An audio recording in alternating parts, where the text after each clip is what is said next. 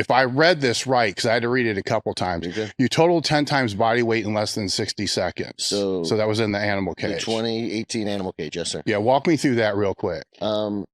Eric Schwartz, so he's no longer with Animal, but I always loved the cage. I had won my first Arnold 15, 16. It's time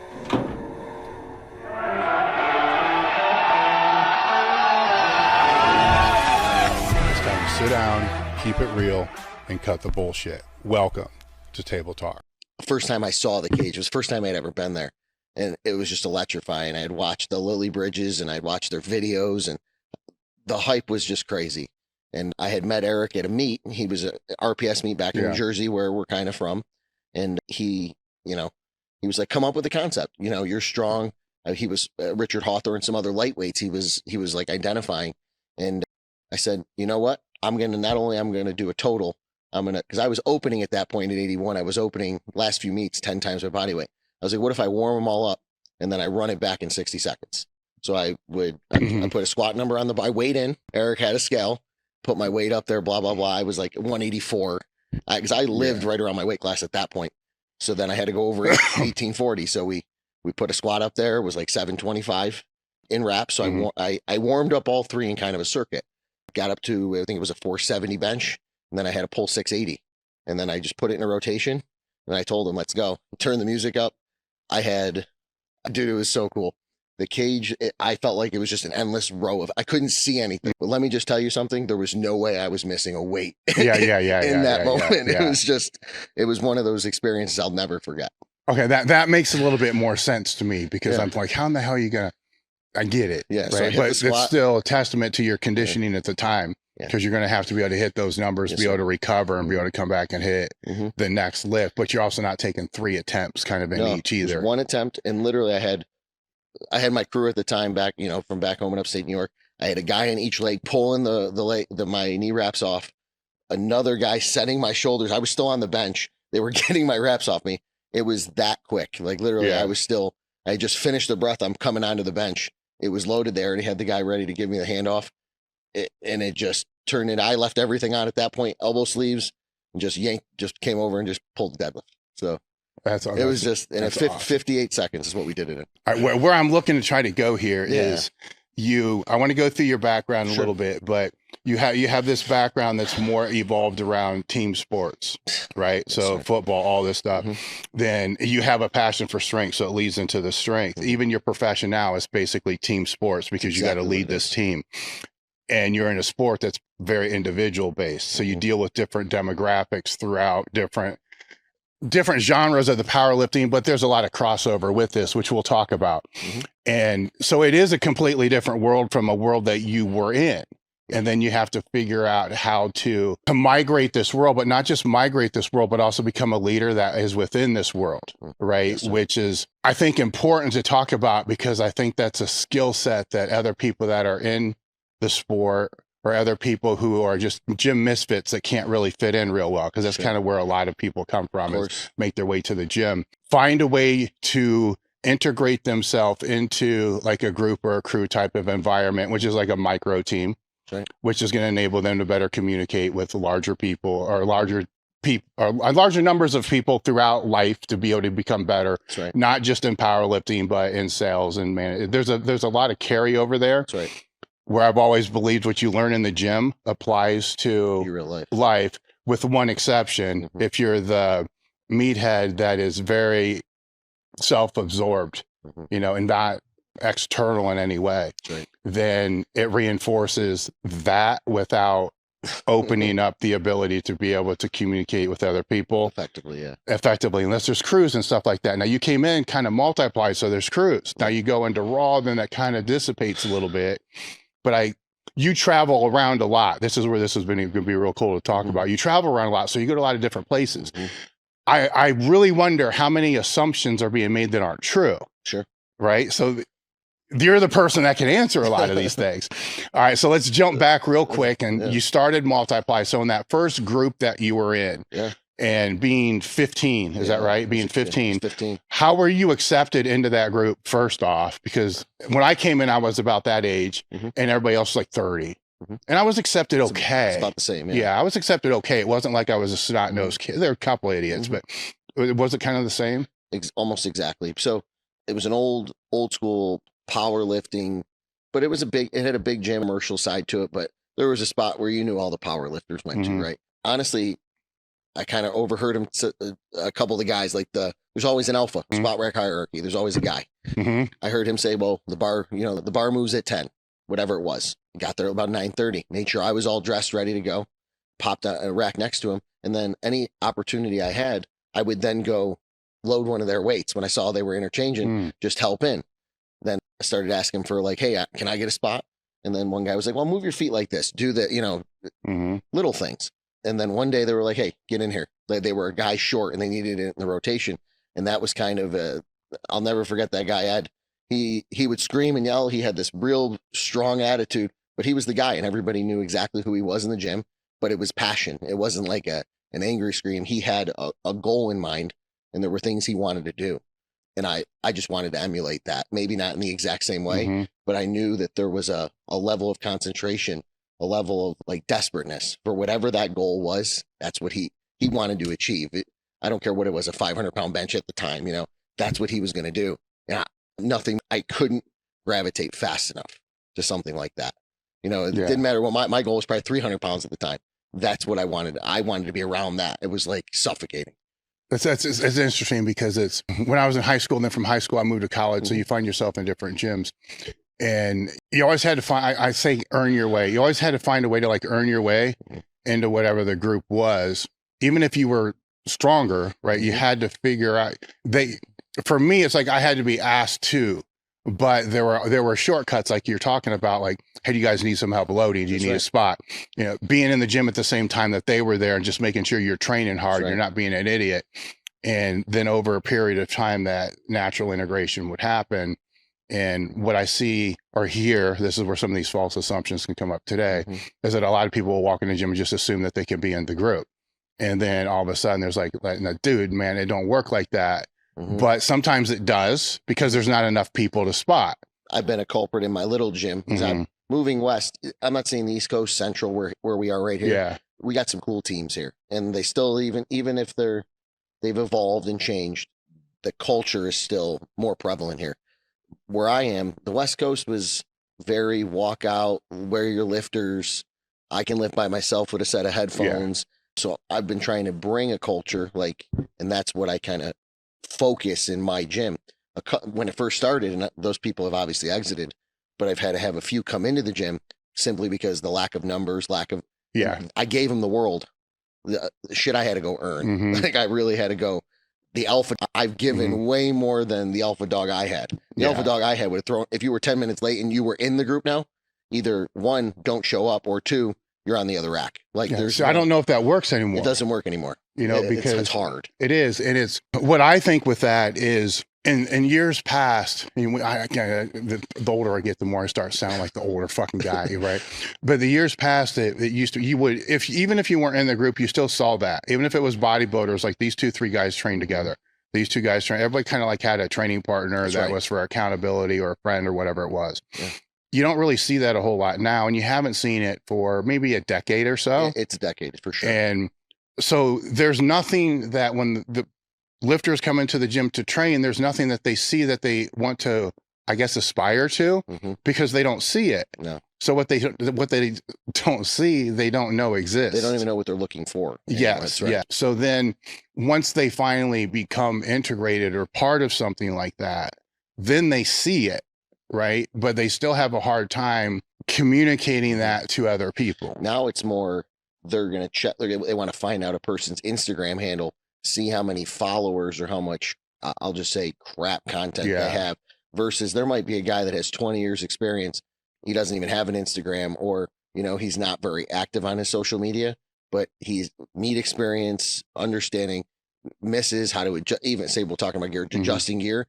He doesn't even get a shot to be that mentor because the platforms change to how you figure out who.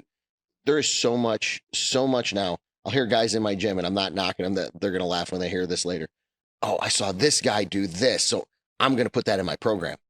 but that's not a weak point of yours. Why on earth would you put that into your program? Because some John said it on a podcast somewhere, and you're like, oh, but that's not that's not the best thing for you right now anyway. You have steps to get to that. I don't know. So that's kind of how I feel. When I have a clinic like I had this weekend that you got a kind of a chance to see when you're training, cool. A lot of that, it's basically 20 hours over 2 days of trying to teach them a lot of the things that we're talking about, but also trying to let them see what it's like to be able to work in that environment, to be able to see, you're not just spotting, you're watching this, and this, and trying to kind of integrate it all together. But then also seeing it's always really cool when you have other people. I have other people in here training around the time, because then I'm able to point out, like, just watch what these guys do between sets. It's not all, because what Instagram will show you, it won't even, if it's raw and walked out, you don't see the walkout. No, you just see the start of the squat. There, to get there. That's a big fucking part of it, right? Deal, man. So then they get to what you were talking about. They just see that one thing or that one exercise, but they don't see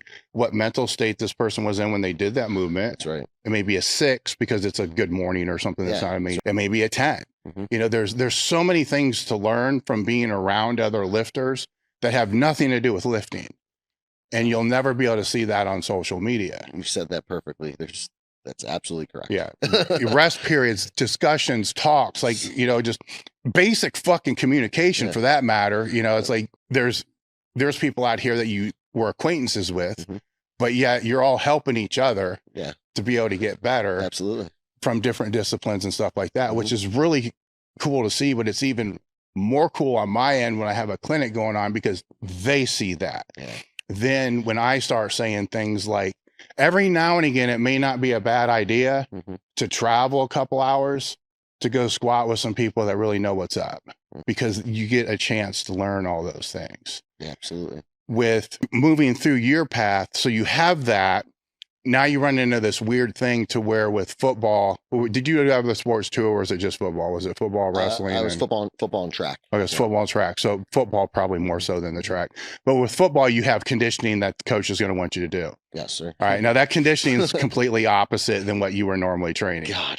did you do it, or did you find a way out of it? No, I did it only because I noticed that there was 1 year, it was about my sophomore year of college, I did slack.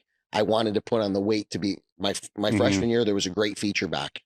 Awesome. I was like the good pacemaker.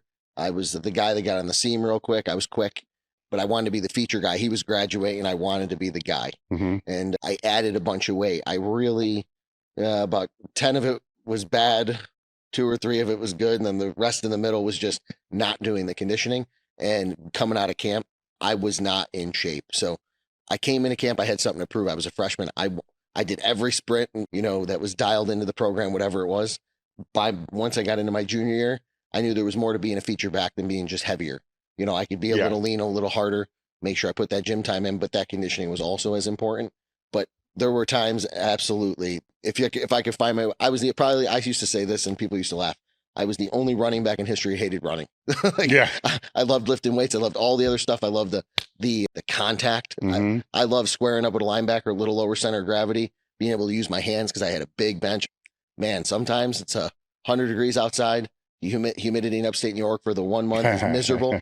I had you want to go run 32 gassers? Oh, hell no. Hell no. No. So I would say I got better towards the end of my career, and that comes to that leadership part. There were guys coming up behind me now.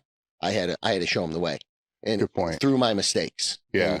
And I had 1 year, I came through, I had a decent sophomore year, but really it was my junior year was really where everything turned on. Not even just physically. I had most of that stuff.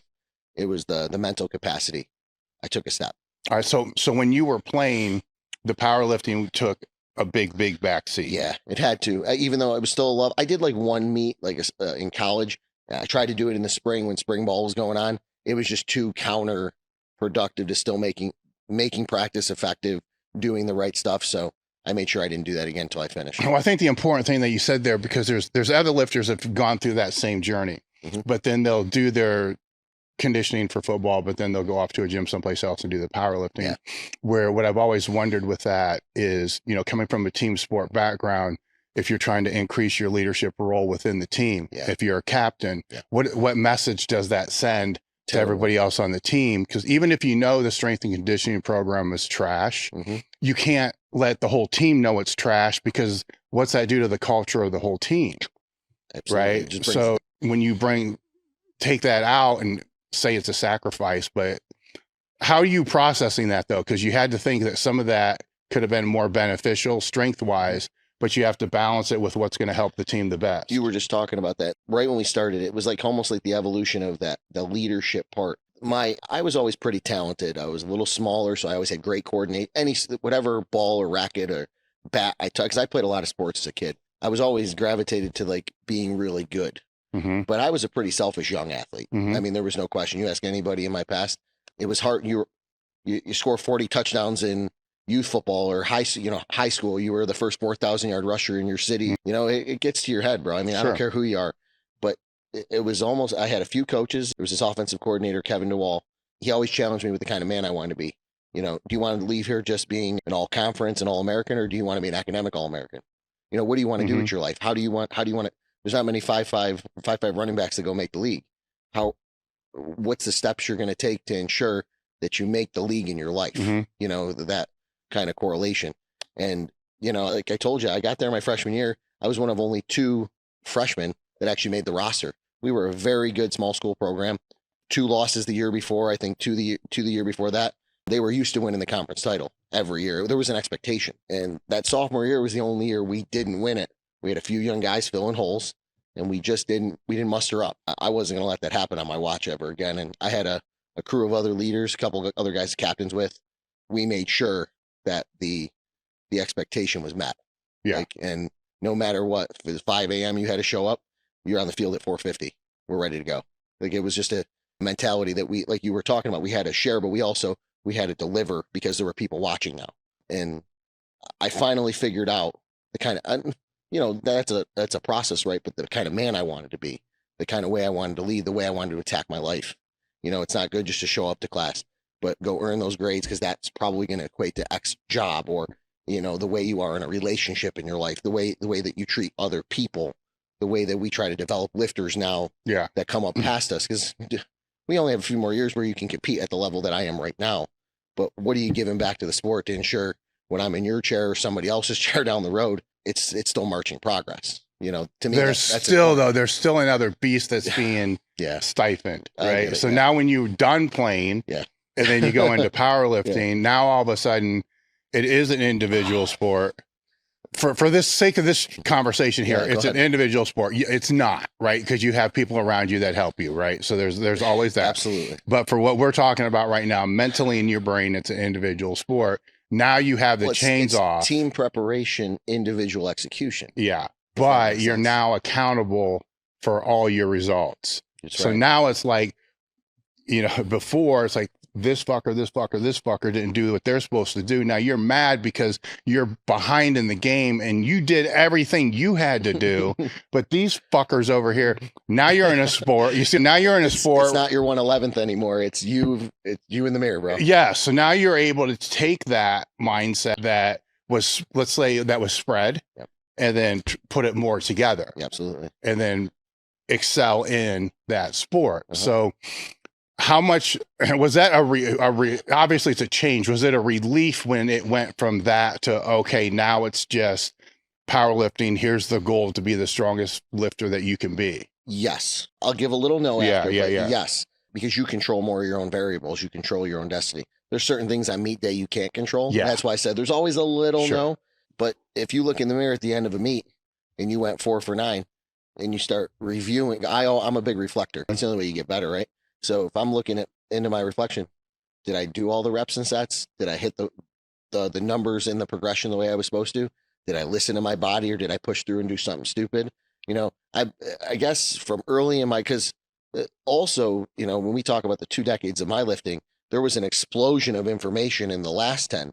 The first 10, not that there wasn't tons of content, it was a little harder to access, right? So I had more mistakes early. I learned through mistakes. You get better through, hey, this worked, kind of like doing your own research, if you will. So for me, in that essence, I try to minimize all those little mistakes that possibly come up in a prep, in a wake and all that, because I was also now a little later doing some pretty big hard cuts. that, I had to factor all those into top end numbers, and training don't always equate to the platform. So you're playing a game versus your coefficient, 'cause that's the new world we live in instead of championships. Like, the sport's evolved, right? Yeah. So for me, the individual part, I like controlling variables. It's part of who I am as a person now in my personal job, how I lead people, everything else. So you need to be able to hone in on not only what the things you can control, but understand the things you can't, so that you have a better ability to have the outcome you're looking for.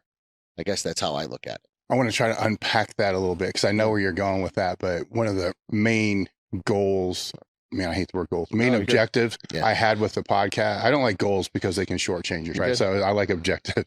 But one of the main objective is to teach lifters, and even people that are listening, that they have to be able to auto-regulate, think, pivot, move forward, look at the mistakes, be able to adjust. And what a lot of people are looking for is the training program. Here's the X's and O's, but they don't know. I'll give an example of just something I had to teach the guys yesterday. So if it's a chest supported row for 3 sets of 10 with your elbows out or your elbows in, makes a really big difference. So we're going to work the upper back, or we're going to work the lats. How's this going to be done? When it just says that, what's that mean? Right? There's a lot of regulation that has to happen, and you learn from mistakes, by doing that. But you also learn from asking better questions. And then if you fast forward with most of you guys 15 years down the line, and I was to ask, how do you train? Your answer's the way that I know. That's the simplest way to say it. The way that I know works. Well, what does that mean? Well, if it's there on a day, I kind of know where I'm supposed to be this far out.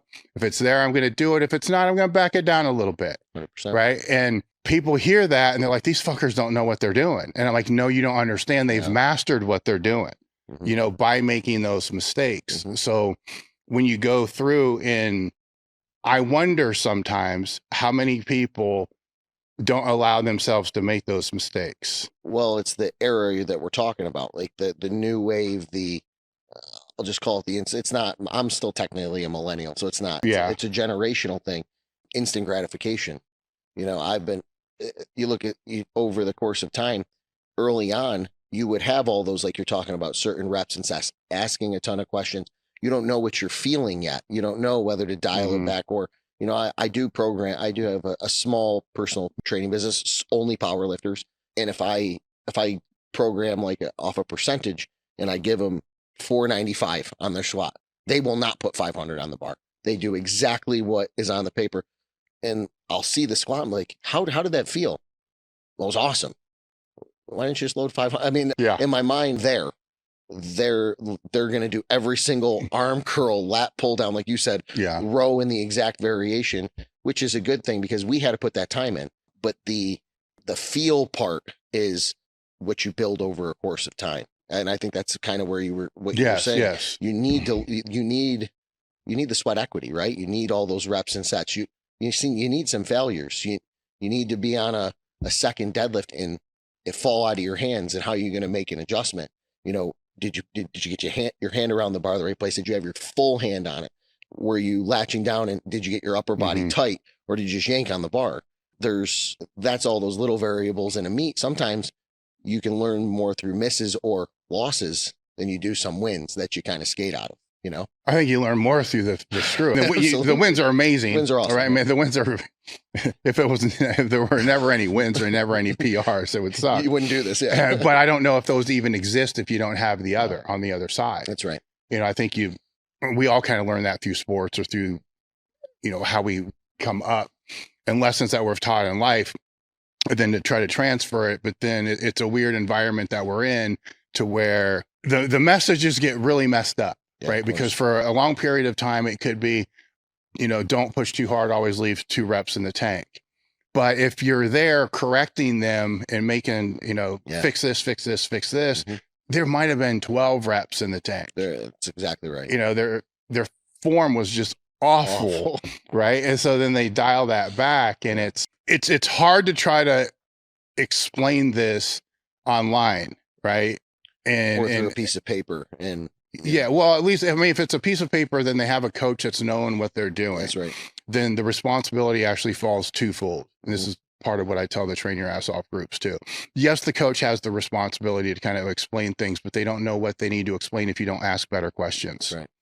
right? So it's up to the client, who's the paying person, to be able to ask, if it is a chest supported row, what intent are you looking for here? Like what are you looking? Or I feel this here. Is that what I'm supposed to feel? And like, oh shoot, no, it's supposed to be this way. Instead of just, it says 4 sets of 10, I'm going to do 4 sets of 10. You know, like what's the 10 supposed to do? And those answers with a good coach that's been around, those answers, they're always there. They're always there. There's always a reason why it's there. Those accessories should be with intent too, right? Yes, like yes. It shouldn't just be arbitrary. Oh, throw these 3 or 4 things because that's what supports a deadlift or a squat. No, they should be intentful to support, like you said, the core lift in someone. When we break this down, you have an explosive day, which starts with the GAW work.